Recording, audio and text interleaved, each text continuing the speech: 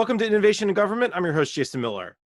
My guest today is Dan Woods, the Vice President of Shape Intelligence Center, Shape Security, now part of F5 Networks. Dan, welcome to the program. Thank you. Good to be here. Before we get started, let me set some context for our discussion today. Let me introduce maybe a new cyber attack term to many of you, credential stuffing. By some estimates, there are more than 75 billion of these attacks over the last 2 years alone. And again, some estimates say over the last year, U.S. firms lost almost $5 billion because of these attacks. Simply put, credential stuffing is a kind of a brute force attack where attackers take stolen logins and through automated tools try to force their way into networks. The basic premise behind these attacks, according to experts, are employees or customers can use the same username and password over and over again at different sites, and then there's too many to manage, and then when they get stolen or lost, these attackers use them to get into different networks and different systems. From a federal perspective, credential stuffing has not yet shown up on the radar of agency Federal Information Security Management Act or FISMA reports, but that doesn't mean that credential stuffing or other similar disruptive attacks aren't here today and increasing in severity. Additionally, as more and more agencies move services to truly online only, federal CIOs and chief information security officers have to consider how to protect citizens and other customers who may use similar passwords for multiple sites. There are steps agencies can take to mitigate these risks, and that's where my guest comes in. Once again, my guest is Dan Woods, the Vice President of Shape Intelligence Center, Shape Security, now part of F5 Networks. Now, Dan, this is a unique term. This is something that maybe a lot of my audience is not familiar with. Again, when you look at the FISMA reports to Congress, credential stuffing is not even in the top 10. It's a lot of email, a lot of spear phishing. So again, help us understand what credential stuffing is. Is it similar to password spraying? Set the what we have to understand about this concept. Well, you described it quite accurately in your intro, but one detail that is often lost is that you can do everything perfectly and still be targeted with a credential stuffing attack. So because it leverages what we call inherent vulnerabilities. An inadvertent vulnerability is something that can be patched, right? Like SQL injection or some misconfigured application. But you're susceptible to credential stuffing attacks because you have a login form that is public facing. That's it. If you have a login form that's public facing, then you can expect credential stuffing attacks. And by the way, we're seeing, I think the number you mentioned at the beginning about the last 2 years, in the billions, we're seeing 2 billion per day in some cases. There might be one attack against one financial enterprise that reaches 2 billion just in the day. These are remarkable in their size. And one of the things when you talk about this idea and how it's inherent vulnerability, this is the idea that if I log onto a network and I have to register my username and password, someone potentially could be doing what? Are they tapping into my keystrokes? Are they just capturing all the data? What's happening? How do these attacks work? So a lot of these credentials are stolen from other enterprises that do make mistakes. Maybe they have a rogue insider or a misconfigured application, and somebody will get in and steal millions of username and password pairs.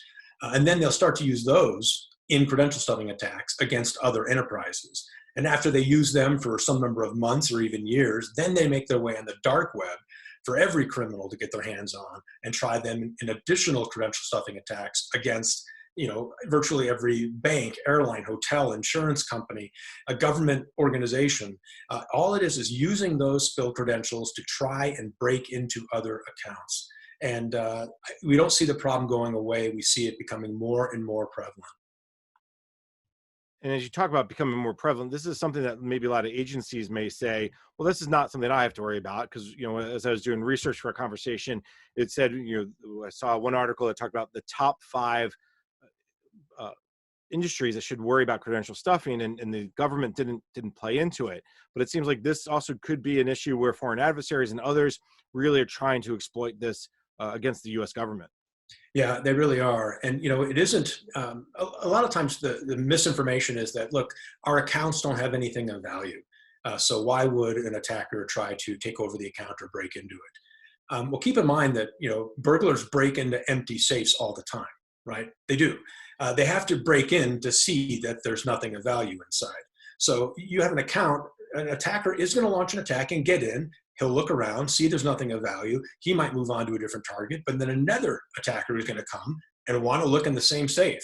So yeah, I'd say the volume of attacks are probably lower if there's really nothing of value in the account. And when I say something of value, I mean, money would be the number one most valuable asset, but frequent flyer miles, gift cards, loyalty points. But what the government offers is PII, lots of PII in many of these accounts. And that needs to be protected because this PII can be used to advance all sorts of other schemes, social engineering in particular. I can think of one case that I worked, for example, where an organization used PII just to gain credibility during a phone call. That was it. So here's the analogy. If I called you and said, hey, Jason, I'm so-and-so from your mortgage. Can you make all your future payments to this PO box? You'd say, well, no. Who are you? Of course. But if I said, hey, Jason, this is Dan from your mortgage company. I see that you've made a few payments in the last few months. They were a little bit late. And why? Look at your interest rate. Your interest rate is 6.5. We could do a lot better than 6.5. And your principal balance is still 623,000. You want to consider a refi? Now suddenly I have inside information about your loan. And when I tell you, look, we're going to go ahead and refi you. We're going to put you on this trial payment program. And all you got to do is make your future payments to this organization, 3 payments, that's half of what you're paying now. They build a whole story around that PII, and it facilitates social engineering. So that PII, medical information, all that needs to be protected. At the same time, I think your example is a really good one, but the government also is now doing more with people for online citizen services. So people are using multiple credentials. If my credential is the same to log on to, recreation.gov, which is just, my way to look for, campsites, or USA Jobs. I want to look for a job in the government or see what's available. It could be the same credential that I'm also using for, my bank account. And that's the other piece that can cause trouble. That, okay, there's nothing of value in this government safe, but doesn't mean that combination doesn't work somewhere else. Indeed, yeah. In fact, 3 of the I think 5 largest U.S. government organizations are our customer. And in the beginning, oftentimes they thought, yeah, there isn't anything of value in these accounts, and they didn't think there would be much by way of credential stuffing. But it was significant, and it's quite typical that an enterprise grossly underestimates the size and scope of the problem. And the reason why is these attacks are now coming from millions of IP addresses. They don't come from a dozen IP addresses. They come from millions. And security operations centers across the globe, really, they've become quite comfortable identifying attack traffic based on volume of transactions from IPs. I mean, web application firewalls, they could typically identify the top 20, 30, maybe even the top 100 noisiest IPs. But they miss the long tail of millions of IPs that have maybe 10 or 20 transactions each, because they don't reach the volume to trigger any thresholds. So yeah, it's very common. We will typically go in. Someone will say, "Hey, I think we've got maybe a 20 or 30% problem when it comes to automated attack." And then we go in line, and it's over 90%. Our record is 99.9% of all traffic was automated attack. And we're talking about just login. We haven't even talked about all the other applications that are under similar attacks. Dan, you bring up this idea of burglars breaking into empty safes. It's a fascinating analogy, but are any of these burglars in some ways a nation state looking for maybe safe that has maybe not as empty as we hope? There actually are nation states launching aggressive attacks against a lot of American interests. And we know this because the criminal organizations are largely interested in money. But when you have highly sophisticated attacks logging into bank accounts, but not monetizing, not stealing anything, you think about what would cause that. When I was at the Bureau, if I had access to bank accounts, it told me a lot about the individual. I mean, a lot. I knew where they shopped. I knew where they traveled. I knew a lot about them. So a lot of this is intelligence gathering, I think, by nation states. What if they were getting into my hotel account? They'd see where I'm staying. If they get into my airline account, they'll see where I'm traveling. So yeah, and we can always tell them because they're highly, highly sophisticated. They don't appear to be motivated by money, but instead by gathering intelligence. So you mentioned the success, 99% of all attacks. Is credential stuffing, does it work? It seems to me it does, just based on the fact how popular it's become over the last year or two. But what is the success rate? Well, when I said 99.9%, it was of all traffic was attack. Coming Yeah, so coming to that site, very, right? yeah, very, very little of it was actually human traffic. The success rate varies. Typically, if it's just a credential dump from the dark web, then typically 0.1 to 3%. And when you're trying tens of millions or hundreds of millions of username password pairs, you end up compromising a lot of accounts. But we've seen bad actors take steps to raise the log and success rate. For example, they know that if they use these, 20 autonomous systems from these, 20 countries, and they launch an attack that in the aggregate has a 0.1% login success rate, they know that's anomalous. They don't want to be anomalous. They don't want their attacks to be detected. So they're looking for ways to raise their login success rate. And one way they do that is by launching an attack against a different application first, like say forgot password. If I take all the usernames I have and use automation against the forgot password workflow, depending upon the feedback that forgot password gives, if it tells you whether or not the account exists, then you'll see an attack against forgot password as a way to identify which of the millions credentials should I even try. Because if the account doesn't exist, then why try the password? I'm just going to negatively impact my success rate. We see also these sorts of attacks against the create account endpoint.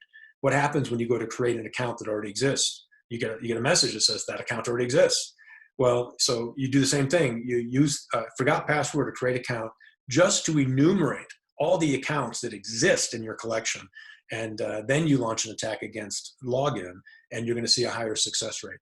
And then we're also seeing higher success rates when these attackers evolve to human click farms, manual fraud, because now they're getting their credentials from malware, like your earlier question, malware from computers, keystroke grabbers, or from phishing campaigns where they have a high degree of confidence in their username password. So then they'll start using human click farms. They'll have a much higher login success rate. It always amazes me when you just describe the way they're taking these millions and millions of stolen usernames and passwords and saying, well, we don't want to be seen, so we'll kind of come from the left side and we'll come from the right side, and the whole goal is to get down the middle. Is this why that this has become such a more popular attack vector? Well, it's the prevalence of botnets too, right? Botnets, open proxies, VPN services. It's easy now to come from millions and millions of IP addresses. It wasn't so easy years ago to do that, but now it's quite easy. So you could even come from millions of residential IP addresses. You don't even have to come from the Tor network or anything like that. So it's easy to circumvent traditional countermeasures because of just how distributed these attack infrastructures are, and how quickly you can change from, say, attacking from Eastern Europe to attacking from California. In fact, a quick anecdote: we had a government customer who was under attack, so they decided to block all traffic outside the United States, all of it. The only way you could access the account is from within the United States. That they were in that much pain, they took that drastic measure. The next day, the attack resumed from within the United States. So it's really easy for these criminal organizations to manipulate their attack infrastructure. So it isn't something you can mitigate on. Fascinating conversation, Dan. We're going to take a quick break. When we come back, we can continue our conversation, figure out how to deal with this new attack vector. You're listening to the discussion Innovation in Government, sponsored by Carahsoft on Federal News Network.